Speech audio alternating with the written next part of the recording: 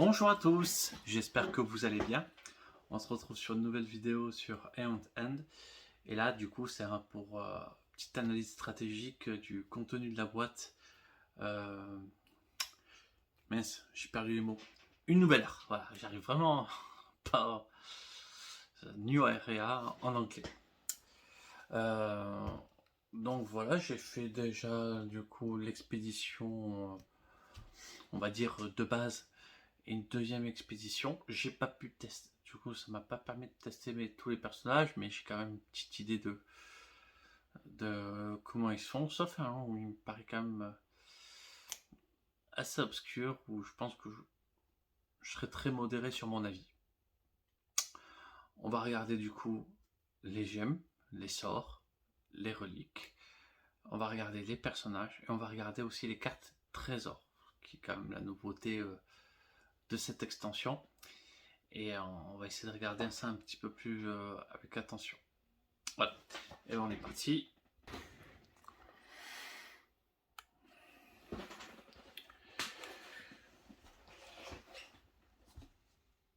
On va commencer par les gemmes.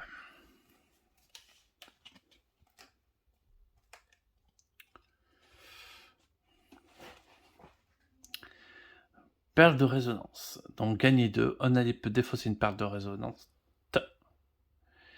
de sa main pour piocher une carte. S'il le fait, il gagne un supplémentaire. Gagner un supplémentaire. Donc ça va être une mécanique de l'extension qui permet en gros, pour un moindre coût,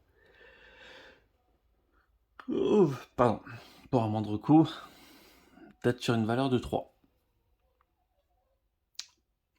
Honnêtement, il faut vraiment se lancer à fond sur cette mécanique ou pas du tout. Parce que sinon, les 3 quarts du temps, en fait, on oublie le texte. Voilà, donc il faut... Je dirais que ça peut marcher, mais il faut que les personnages soient sur les mêmes dynamiques. Voilà, s'il y a un qui est agressif contre un qui se la joue défensif, je suis pas sûr que ça marche en même temps, quoi.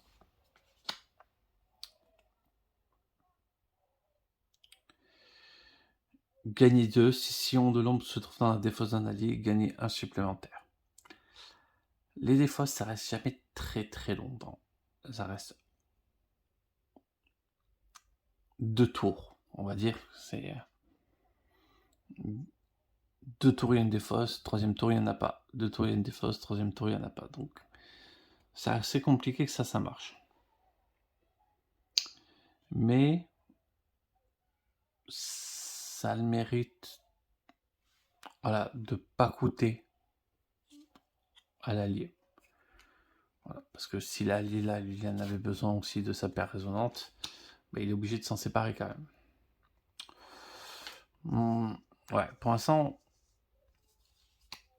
ça serait pas des cartes qu'il faut compter dessus. Celle-là, mais bizarrement, je l'adore. L'exogranite, gagne 2, simple, efficace, ça marche. Et à un moment où on va en avoir besoin, on peut la détruire pour gagner 3. Donc ça va marcher qu'une fois, mais le gain, c'est la destruction de cartes également.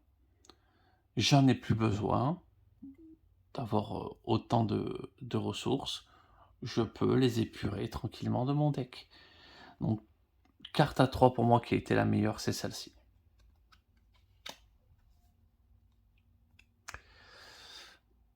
Jaspe périodite. Si la première carte de votre défausse est un sort, vous pouvez placer cette gemme sur votre pioche. C'est génial. Dans les decks agressifs, permet d'avoir une gemme qui reste tour à 2 dans la main. C'est trop bien. J'ai adoré cette carte. Je l'ai pas bien. Je n'étais pas dans de bonnes conditions pour la jouer dans la campagne que j'ai filmée, mais dans la première campagne que j'ai faite, j'en suis servi à fond. Ça aussi, ça marche mieux. Et c'est pour ça aussi que c'est plus cher, hein, de 1. c'est détruire 2 cartes de la pile. Quand on en a besoin, c'est une façon d'avoir des ressources. Donc ça vraiment, pour 4, on a les 3 quand on en a besoin. Et ça, c'est très bien. Bah, pour 3, un allié peut défausser une carte de sa main. Si le joueur il gagne une charge, bah, moi, gagner des charges, je trouve ça toujours très très fort.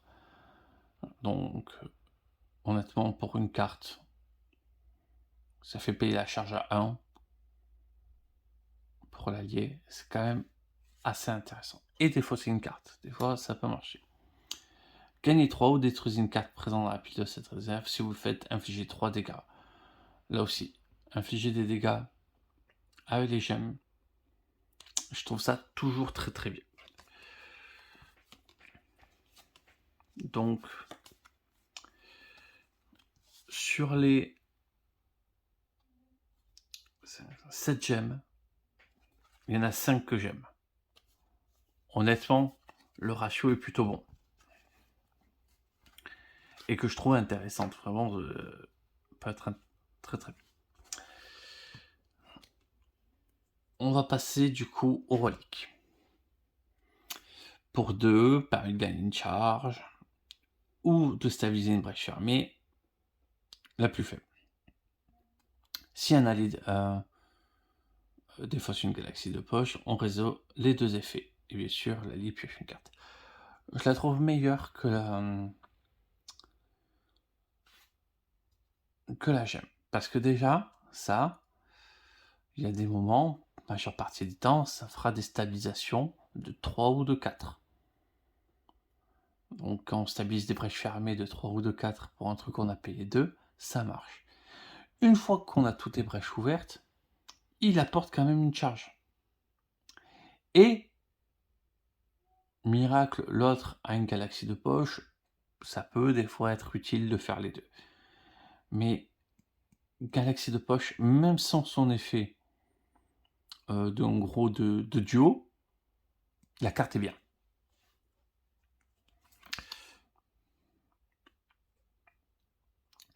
Conduite de douleur. Connecté. Cette relique a une brèche d'un joueur. Lorsque il lance depuis cette brèche, il inflige 2 dégâts supplémentaires. Ensuite, cette relique est défaussée. Alors déjà, ce qui est intéressant, c'est que c'est pas forcément dans la brèche de...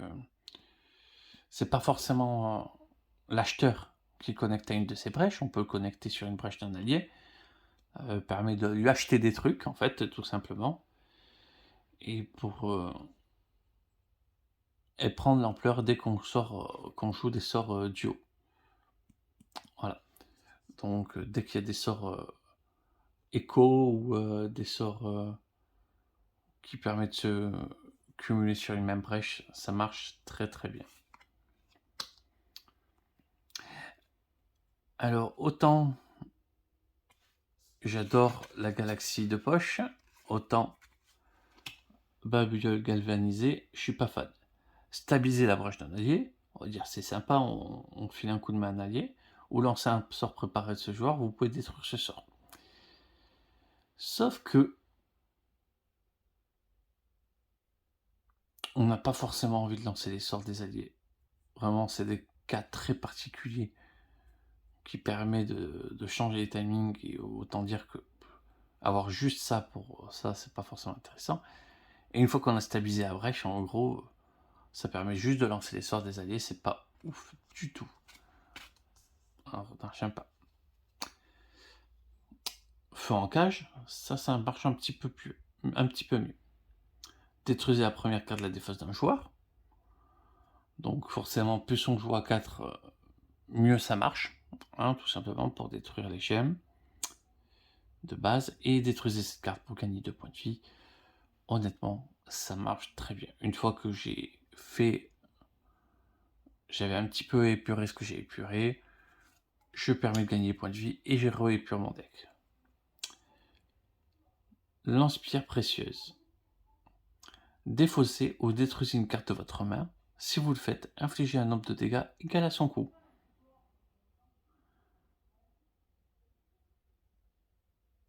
ça peut être intéressant.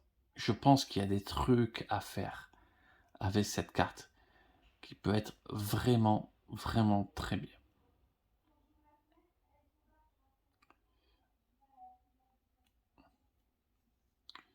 Style des personnages qui ont des facilités pour acheter des gemmes, du coup qui achètent des gemmes très fortes et qui après les détruisent.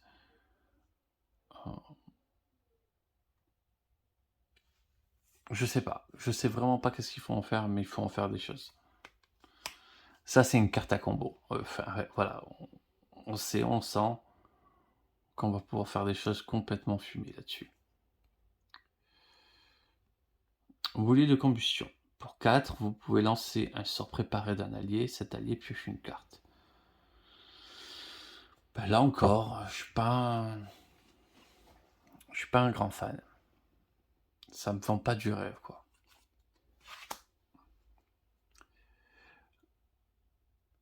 Ah, ça, j'ai adoré. Connectez cette relique à la brèche d'un joueur. Lorsque le joueur lance un sort depuis cette brèche, le joueur qui lance le sort gagne 1. Juste, c'est trop, trop bien. Ça se rentabilise assez vite là-dessus. Et ça permet de faire toujours des trucs. C'est un deck qui support, qui achète ça pour un deck, enfin, un personnage support qui achète ça pour un personnage agressif, c'est trop bien. J'adore cette carte. Conduit de lien, connectez cette relique à une brèche d'un joueur, 2 sorts peuvent être préparés sur cette brèche.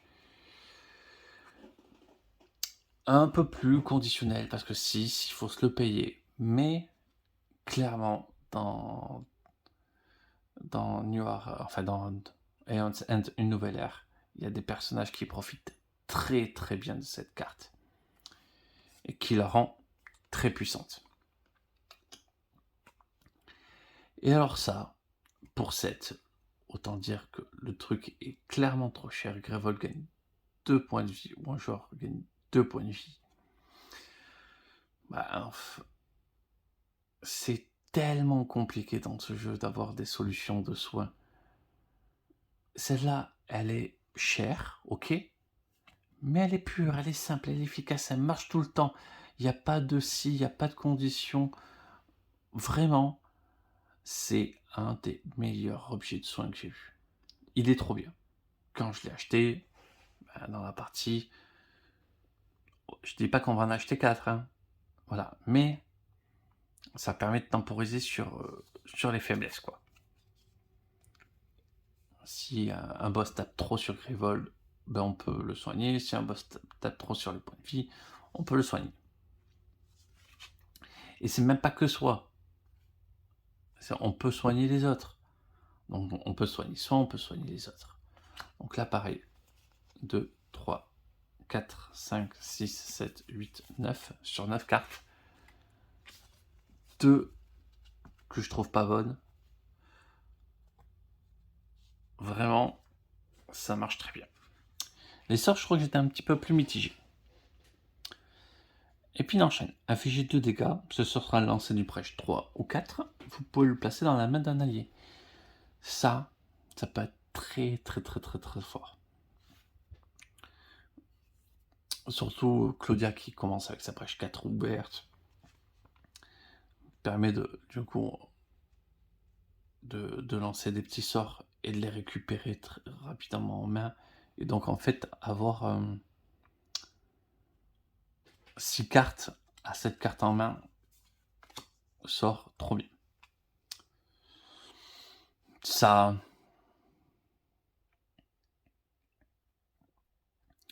pour 4, c'est un fait. En fait, pour 4, c'est un inflige 5. C'est un sort qui inflige 5. Ouais, je me sens pas. Ça fait mal, 5 pour avoir payé seulement 4. C'est pas très original. Écho, donc infliger un dégât, gagner 1, qui ne peut être utilisé que pour acquérir des cartes. Et ça se relance une deuxième fois. Donc tous les sorts qui se lancent 2 fois profitent des bonus. Déjà, qui pourrait être appliqué. Donc là, pareil, on va dire que c'est moyen, ça, c'est pas si exceptionnel que ça. Alors la symbiose létale, ça par contre, je l'ai bien joué. Et ça marche. Ça marche quand il faut que le deck support en ait plus, n'ait que des symbioses létales, et l'autre, le deck agressivité, en ait quelques-unes. Comme ça, quand il les pose, c'est l'un dans l'autre, c'est pas gênant. Mais ouais, c'était très bien. Alors ça, j'aime pas tant que ça. Pardon. Pour 5, 4, gagner 1. Ouais, au bout d'un moment, faut les faire, les cartes, hein. Mais vraiment, je suis pas fan. J'ai pas envie de m'acheter ça. À aucun moment. Surtout que bon, quand il y a Impact concentré, qui est juste à côté, infligez 4 dégâts, vous pouvez défausser une carte de votre main. Si vous le faites, infligez 2 dégâts à la Némésis. Ce sort est sur bourrin. Et alors, surtout dans les mains d'un personnage, mais il y a 6 dégâts, il y a en fait 8 dégâts sur la carte. C'est vraiment, cette carte est vraiment trop bien. Infligez 5 dégâts, si ce sort a lancé d'une brèche 5, vous pouvez le détruire. Si vous le faites, gagnez 3 charges. Ouais. Je me sens pas inspiré sur ce genre de sort. Payer 6 pour le détruire, pour finalement récupérer son coup en charge. Il y a peut-être un monde où c'est bien, mais je me sens pas inspiré. Là aussi, les sorts écho. Bon, il faut bien comprendre qu'il faut jouer avec des personnages plus de dégâts. Donc conditionnellement, ce sort peut être incroyable, comme nul à chier. Donc je vais le laisser dans les moyens. Vague de puissance, eh bien, j'aime. Infliger 4 dégâts à un allié, il peut défausser jusqu'à 2 cartes de sa main et piocher ensuite une carte pour chaque carte ainsi défaussée. On est sympa avec les copains, on aide à leur faire tourner leur deck, ça c'est top. Infliger 4 dégâts, vous pouvez reprendre jusqu'à 2 cartes en main qui coûtent 0. Là aussi encore, c'est Lost qui joue cette carte, très bien. Dans les autres cas, ouais. L'arc temporel. L'arc temporel, il prend 2 brèches, il coûte 7. Il n'inflige que 4 dégâts. On se dit, c'est pas très bien. Normalement, quand on prend 2 brèches, on fait 7. Ouais, c'est ça, c'est entre 6 et 8 dégâts, avec des fois des effets, quand c'est 6, des effets très forts. Si là, on pioche une carte supplémentaire de base. Mais là, vous pouvez reprendre cette carte dans votre main. Juste incroyable. Donc, c'est tous les petits les decks support qui du coup font 2 tours à vide, puis un tour où il y a des sorts, puis 2 tours à vide, puis un tour où il y a des sorts, bah ça sauve la vie. Vraiment. Je suis pas un grand fan, hein. Quand on commence à dépasser les coups de 5, allez 6, c'est souvent ma limite. J'ai souvent pas envie de payer. Celui-là, je le paye tous les jours. Trop bien, il marche à chaque fois. C'est d'une violence sans nom. C'est juste, voilà, fait partie de mes sorts préférés d'un coup, quoi. Et ascension spirituelle. J'aime beaucoup jouer avec les personnages qui ont des charges et qui ont des effets à déclencher plusieurs fois les effets de charge. Et alors ça, il est incroyable. On pourrait dire c'est cher. Oui. Donc quand il est préparé, si je gagne une charge, un allié gagne 2 charges. Et ça inflige 5. Mais vous imaginez que ça coûte 4. Rien qu'on fait l'effet 2 fois, on a remboursé le sort. Si j'arrive à faire l'effet 2 fois, j'ai remboursé tout le sort. Trop bien. Et dire que si je fais ça, plus l'autre fait des charges, on arrive à faire des choses très intéressantes.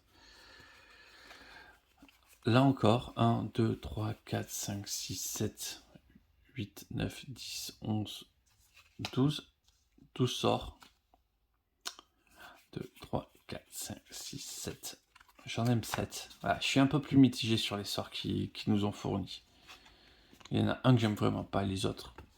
Trop conditionnel du personnage. Pour que ça soit fort. Voilà. Donc déjà, pour en prendre une petite tour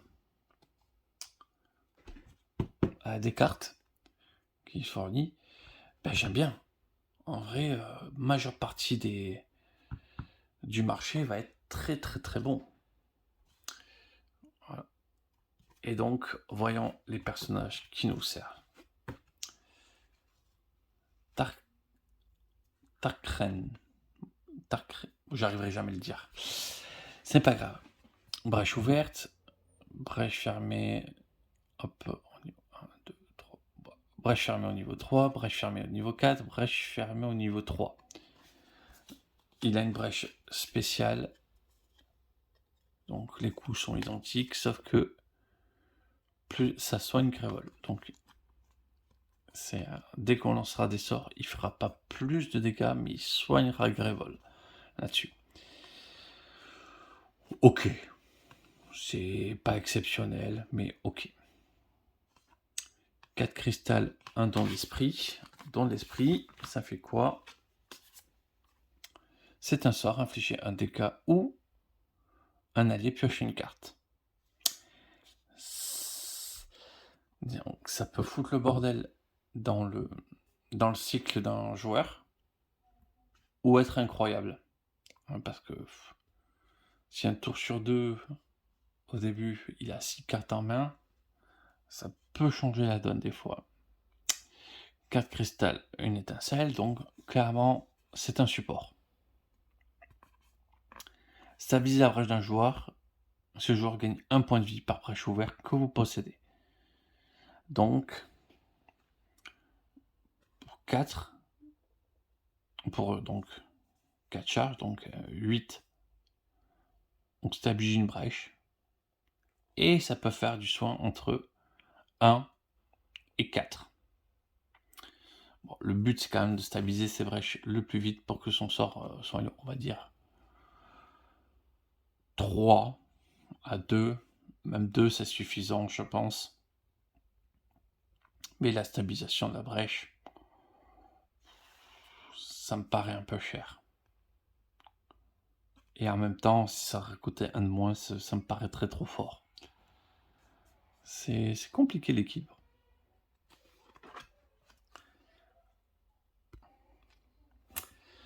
On reprend. Donc voilà. Donc, Tarek, à mon avis, est un bon support. Maintenant, c'est pas le truc qui me passionne. Il est simple, voilà. Il est simple, on sait où on va, ça marche. Gigar. Alors lui, il a une brèche ancienne. Bon, jusque-là, rien de spécial. 2 brèches ouvertes. Brèche fermée au niveau 3, brèche fermée au niveau 3. Cristal Radméré étincelle. Et donc, Radmaré, donc il en a 2. Ça sort, lancer, gagner des charges. Donc on comprend vite que lui, gagner des charges, ça va être assez important. 5 charges. Placer un jeton vague sur la jeton brèche. Lancer les sorts préparés ou on place les sorts vagues, où on lance les sorts préparés de votre brèche enseigne et on gagne 2 charges. Donc ça veut dire que pour 3 charges, ça permet de lancer un sort qu'on vient juste de préparer. Pour un burst final, ça peut être très important là-dessus. Donc déjà, il a quand même de la mobilité sur les choses qu'il peut faire. Et donc,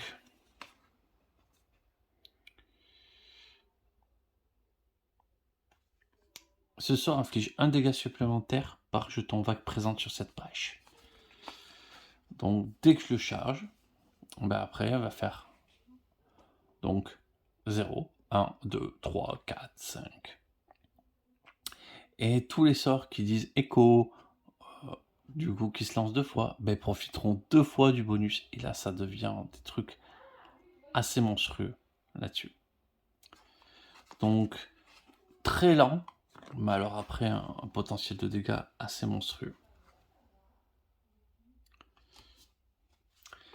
Et troisième personnage qui elle aussi a une brèche spécifique, donc brèche A numéro 1 ouverte. Ça a la brèche fermée au niveau 2, fermée au niveau 4, fermée au niveau 4. Donc ces brèches sont très fermées quand même. Sa brèche de niveau 4 fait plus de dégâts à l'incantation. Météorite étincelant. Gagner 1 ou gagner 3 qui peut être utilisé que pour stabiliser ou ouvrir une brèche. Donc elle a un potentiel de stabilisation assez fort là-dessus. Révélez les 3 premières cartes de votre pioche. Prenez en main un sort révélé de cette façon. Si aucun sort n'a été préparé sur la brèche céleste, préparez jusqu'à 2 sorts en main sur votre brèche céleste. Donc du coup ça permet de lancer 2 sorts préparés là-dessus. La charge est assez courte.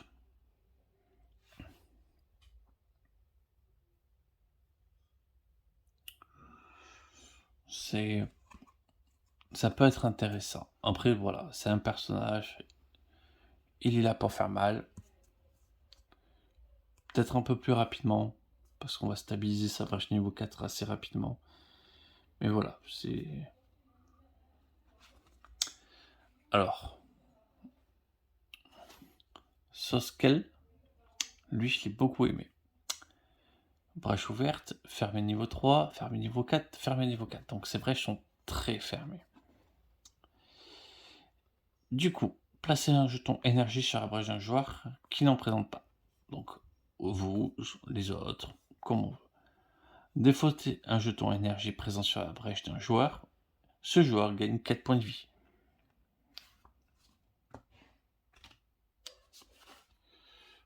Pour le même coup, pratiquement,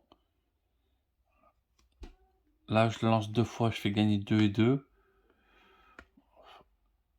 Là, je vais faire gagner des bonus, puis après je le relance et je gagne 4 points de vie. Honnêtement, je trouve bien plus fort. Donc, soit je mets des jetons d'énergie, soit je soigne en retirant des jetons énergie. Et ces fameux jetons énergie, lorsqu'un joueur lance un sort depuis une brèche qui présente un jeton énergie, ce joueur gagne une charge. Autant dire que ça marche très très bien avec des copains, voilà, qui par exemple augmentent la puissance de sa brèche. Voilà. Donc personnage que j'ai trouvé très très fort. Au début, on serait tenté de vite aider le copain, mais plus on s'aide soi-même et on se met des charges sur soi-même, plus on va remplir ça rapidement et plus ça va marcher vite. Ah oui. Et il a une pièce fétiche. Gagnez 1, vous pouvez perdre une charge. Si vous le faites, gagnez 2 supplémentaires. Pas fan. Pas fan du tout. Parce que, oui, des charges, ça n'a pas beaucoup de valeur pour lui, parce qu'il en gagne facilement. Mais bon, c'est très conditionnel. En gros, c'est qu'à la fin de la partie que ça se transforme en un truc à 3, quoi. Lost. Un personnage que j'ai beaucoup aimé. Brèche numéro 1 ouverte, niveau 2 fermée au niveau 2, fermée au niveau 4, fermée au niveau 4. Donc des brèches quand même plutôt fermées.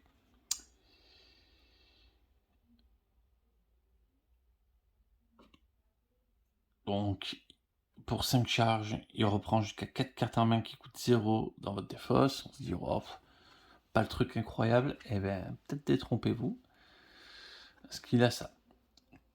Forge du cœur. Gagnez 1. Détruisez une étincelle ou un cristal de votre main. Gagnez la carte du même type du paquet forge. Et là, du coup, un cristal forgé, ça coûte 0. Mais ça permet de gagner 2. Donc, très rapidement, on se retrouve avec, pareil, les étincelles, 0. Mais ça inflige 2. Donc, nos cartes de base se retrouvent très très fortes et très très vite équipées. Voilà. Donc, personnage incroyablement puissant. Ça marche. Seul petit bémol. Il va se trouver aux situations des trésors de niveau 1. Il n'est pas super content d'en avoir en fait. Ça marche pas si bien. Sur Lost en tout cas.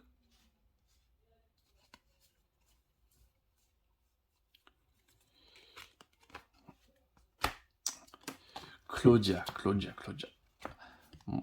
Un personnage que j'ai vraiment adoré. Brèche numéro 1, détruite. Brèche numéro 2, fermée au 4e niveau. Brèche numéro 3, fermée au 3e niveau. Brèche numéro 4, fermée au 1er niveau. Autant dire que pour 4, pouf, elle a sa brèche niveau 4 ouverte. Et donc, elle va pouvoir lancer ses sorts déjà en faisant 2 dégâts.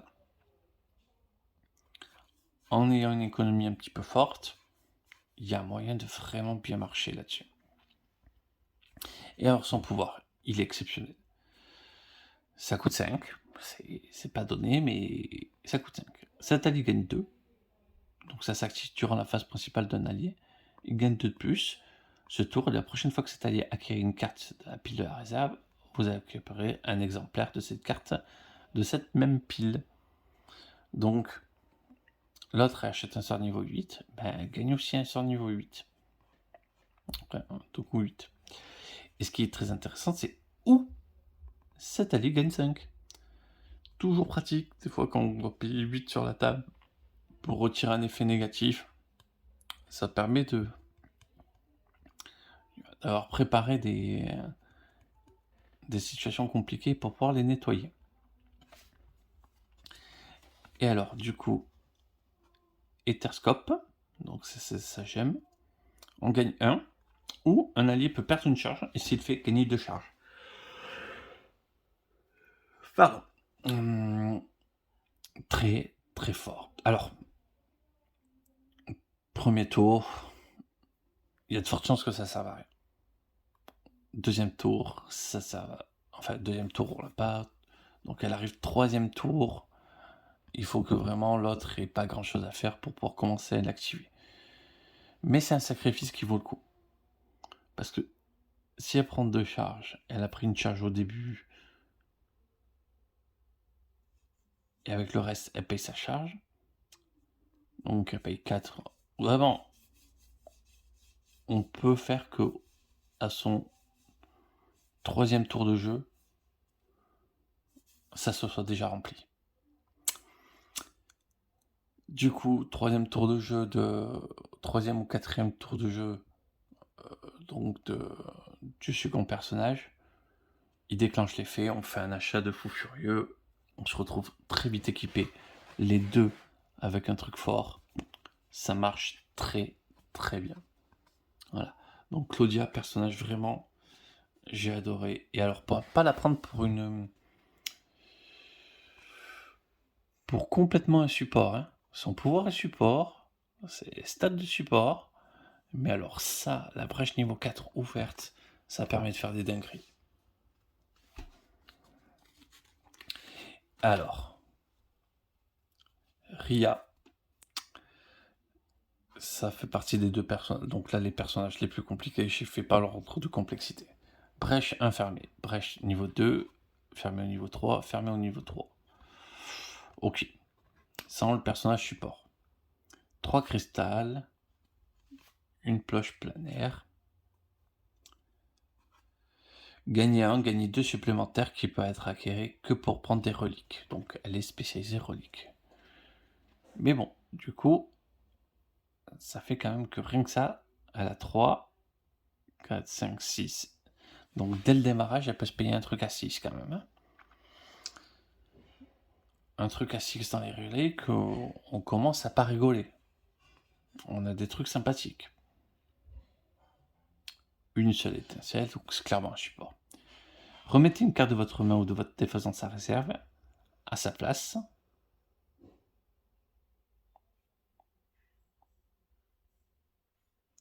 Si c'est une relique, acquérez une carte d'une pile qui coûte 3 de plus que votre ancienne carte. Sinon, acquérez une carte de la pile qui coûte jusqu'à 2 de plus de votre ancienne carte. Ensuite, prenez la carte acquise en main. Je pense qu'elle peut se payer des sorts assez violents comme ça. Mais j'ai pas l'impression qu'elle se joue bien toute seule. Pour moi, il faut que quelqu'un lui charge. On peut partir vraiment sur de la grosse violence, sur un deck très très court en coup, mais elle a besoin que quelqu'un la charge. Donc je la mettrais peut-être même pas forcément dans les...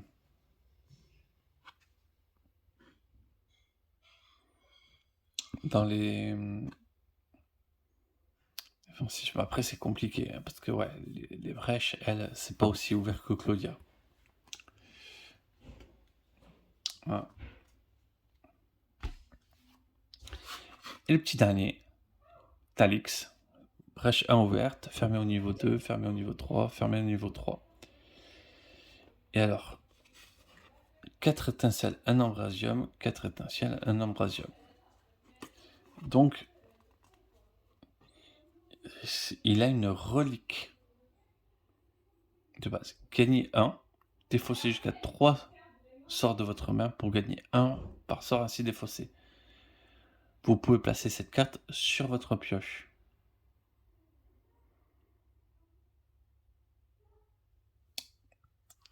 Donc, lui, ça va être assez complexe parce que du coup,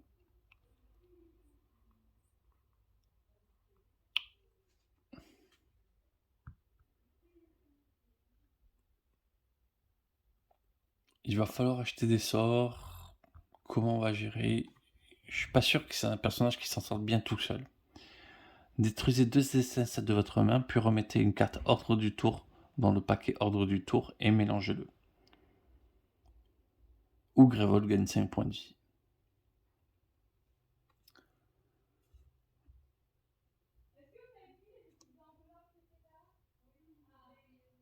Ouais. J'ai envie de le jouer pour un petit peu comprendre comment ça marche. Mais je sais pas pourquoi il m'inspire pas. J'ai très envie de le jouer, mais je suis pas sûr qu'il soit fort. On se retrouve trop dans des situations, à mon avis, où on est handicapé. Ouais.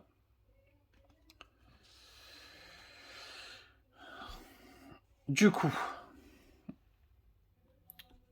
mais les personnages sont très très bons dans leur ensemble. Et bien en fait, les reliques de niveau 1, donc les choses qu'on acquiert, il y a les 2 trucs de Glasos. C'est en fait des sorts qui ont en fait des sorts de base de différents personnages précédents. Le truc, c'est que c'est dommage, c'est qu'ils sont pas tous, quoi, là-dessus.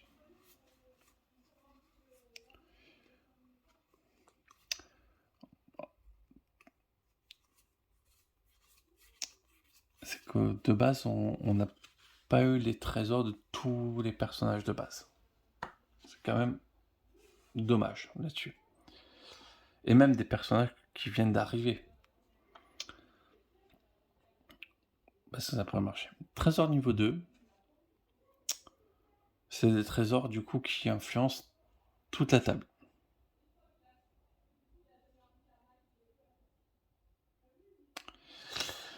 Ok, les joueurs ne perdent pas la partie s'ils sont tous épuisés.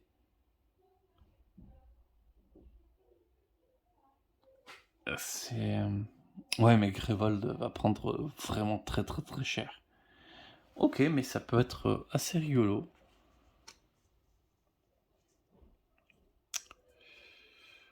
Lorsque la dernière carte de la pile réserve est acquise ou détruite, un joueur inflige 6 dégâts. Pas inspirant du tout. Lorsqu'un joueur ouvre une brèche, il gagne une charge. Au début d'un tour, ce joueur ne possède aucune brèche fermée, il gagne une charge.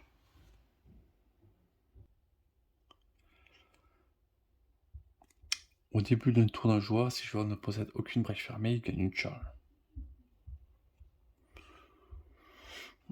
Ça, c'est peut-être autour de ma façon de jouer, donc ça pourrait me plaire.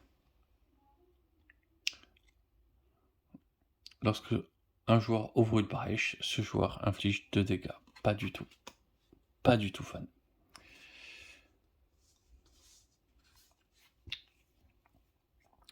Lorsqu'un joueur termine d'appliquer sa capacité, un joueur peut détruire une carte de sa main.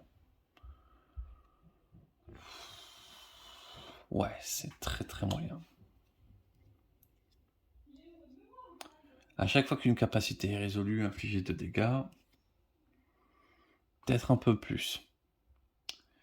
Au début de la partie, placez cette carte sur une pile ou un sort, une relique de la réserve. Lorsque un joueur acquiert une carte de cette pile stabilisée.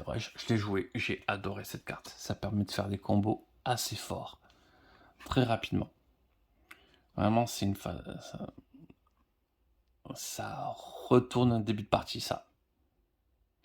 Au début de la partie, placez cette carte à côté de la pile de sorts reliques de la réserve. Lorsqu'un joueur acquiert une carte de cette pile, infligez 2. C'est mieux que les autres, mais c'est pas incroyable non plus. Au début de la partie, placez cette carte à côté d'une pile de réserve dont la carte coûte 7 ou plus.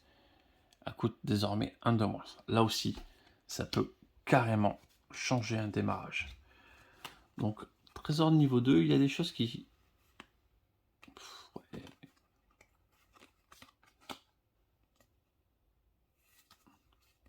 Il y a des choses intéressantes, mais voilà, ça reste mitigé. J'en aime moins que...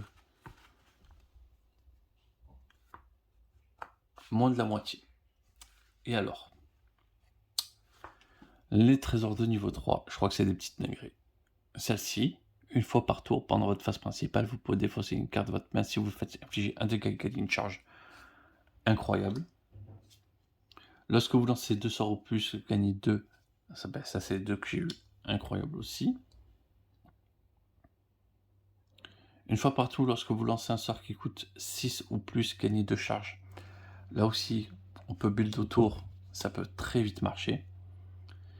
Lorsque vous infligez des dégâts à une némésis à l'aide d'un sort, ce dernier inflige un dégât supplémentaire. Bof, vraiment très bof. Les sorts coûtent 2 ou plus. Les sorts qui coûtent 2 ou plus infligent un dégât de plus. Ouais, c'est un peu mieux, je pense, mais c'est toujours pas incroyable. Au début de votre premier tour, gagnez une carte qui coûte 4 ou moins. Ça, je l'ai eu. C'est très très très bien. Vous pouvez préparer un nombre d'étincelles de votre choix sur votre brèche numéro 1.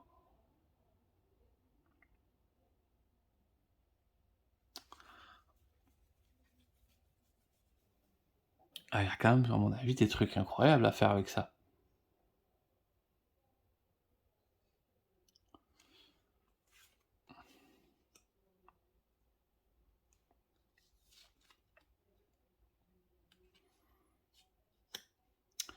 Au début de votre tour, gagnez 1 qui ne peut être utilisé que pour acquérir des reliques. Lorsque vous acquérez une relique, vous pouvez la placer sur votre pioche. Ok, ça aussi, il y a moyen de faire des trucs intéressants. Quand on gagne un point de vie, bof, moyen. Si vous ne possédez aucune brèche fermée, les sorts que vous lancez infligent 2 dégâts supplémentaires. Ça peut marcher.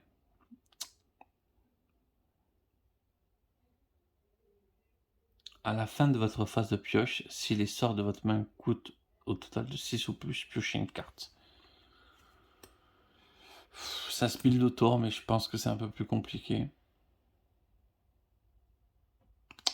Oh, ça. Au début de votre premier tour de la partie, stabilisez toutes vos brèches une fois, c'est incroyable. Lorsque vous jouez des gemmes qui coûtent 5 ou plus, ça aussi ça me paraît très bon. Lorsque vous jouez une relique qui coûte 4 ou plus, un allié garde une charge.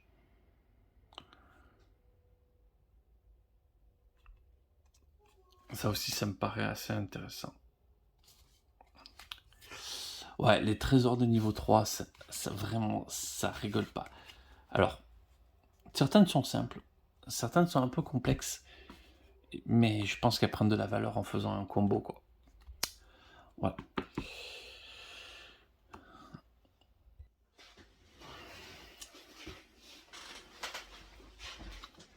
Bah, nous voilà. Du coup, que vous dire sur Aeon End,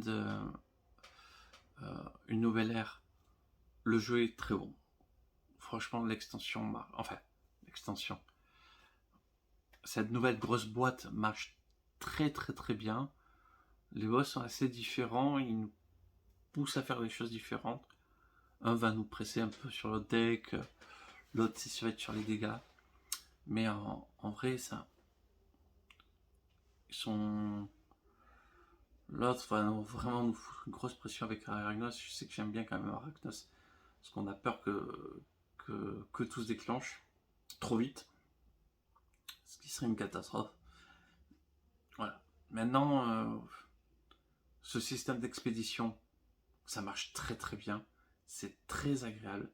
J'ai très envie justement de le tester avec notre personnage.